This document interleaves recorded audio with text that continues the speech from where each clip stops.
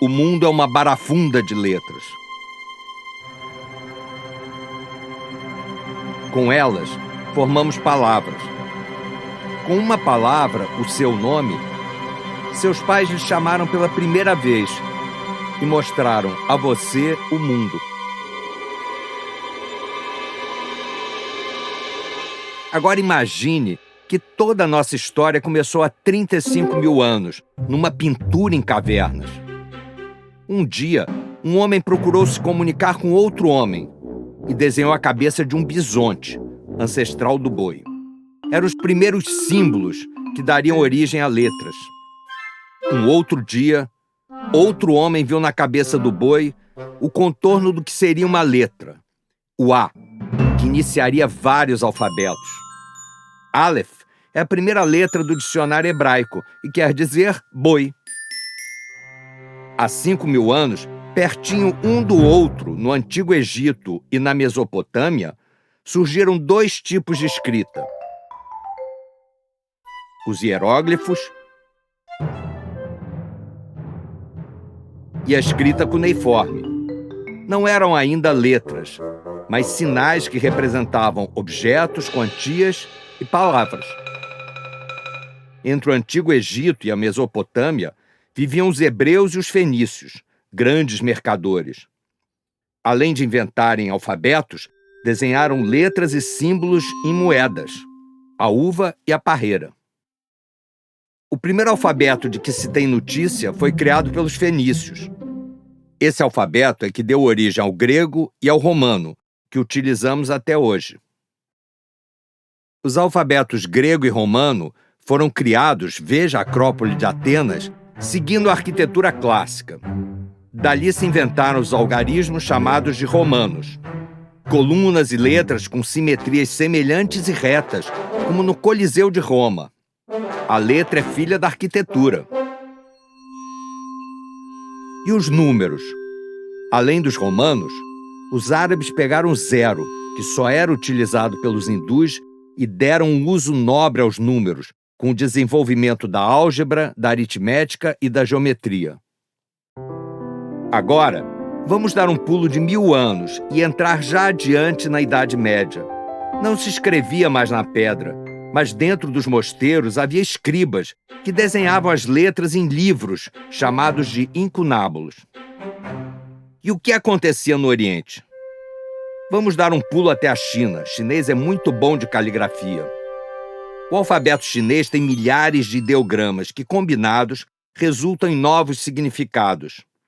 Agora e dia criam a palavra hoje. Antes da invenção da imprensa, os chineses usavam caracteres feitos em madeira como se fossem carimbos. Já era uma forma de impressão. Um dia, no século XV, na cidade de Mainz, na Alemanha, Gutenberg criou um sistema de impressão que lembra os carimbos chineses, mas diferente: a imprensa, que, junto com a roda, é a mais importante invenção da humanidade. Gutenberg criou letras individuais, fundidas em metal, tipos, daí a palavra tipografia. Essas letras eram reunidas uma a uma para compor palavras e frases que formavam páginas. Páginas que eram impressas e encadernadas e viravam livros. O primeiro livro impresso foi a Bíblia, com tiragem de 180 exemplares, e levou 3 anos para ser produzido.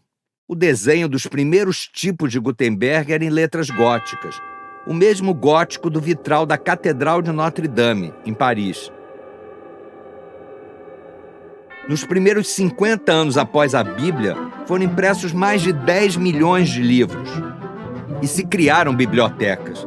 Essa linda biblioteca é o Real Gabinete Português de Leitura, no Rio de Janeiro. Em 1501, na cidade de Veneza, Itália, Aldo Manussi e Francesco Grifo inventaram o tipo itálico, inclinado e estreito. Eles criaram letras na mesma época em que Da Vinci, Michelangelo e o arquiteto Brunelleschi criaram obras-primas, como a Mona Lisa e o Duomo de Florença. A arte, arquitetura e desenho de letras sempre tiveram o mesmo estilo em cada época. Nos anos de 1700 surgiram o inglês Baskerville, o francês Didot e o italiano Bodoni, que criaram belos desenhos de letras que usamos e muito até os dias de hoje. Bodoni desenhou tipos em francês, latim e em mais de 40 alfabetos diferentes. Com o início da Revolução Industrial surge o linotipo, uma máquina em que se compunha num teclado letras, palavras e frases inteiras que eram imediatamente fundidas. A composição feita à mão passou a ser feita à máquina. A indústria de papel prosperou, a impressão ganhou velocidade, produziu-se mais livros, jornais, cartazes, revistas e publicidade nas ruas. Na virada do século XX, o mundo já estava de pernas para o ar. A alma encantadora das ruas fervilhava. As cidades cresciam verticalmente com seus arranha-céus. Tudo se multiplicava muito rápido. Máquinas, gente, pensamentos, e até Santos Dumont inventou um avião. Surgiam também movimentos na arte e na arquitetura. O Art Nouveau constrói ornamentos em edifícios e letras decorativas, como na entrada do metrô de Paris, na época do Cancan, uma explosão de novos desenhos de letras. O Art Deco vem a seguir, com influência no mobiliário, nas fachadas de prédio e até em estádios, como o nosso Pacaembu. Surgem várias escolas de arte, como o construtivismo russo, com os famosos cartazes criados pelo artista gráfico Rodchenko. E surge o dadaísmo, com embaralhamento de letras e ideias, a luta pela liberdade absoluta nas artes e a contestação dos padrões de época. O expressionismo aparece em paralelo à Bauhaus, uma escola de artes na Alemanha de onde saíram tipos como a famosa fonte Futura. Em 1930, surge o modernismo no Brasil, com as curvas da arquitetura de Niemeyer, as pinturas de Portinari, Tarsila e o samba de Cavalcante. Em 1957, um suíço inventa a fonte helvética, de grande simplicidade e clareza.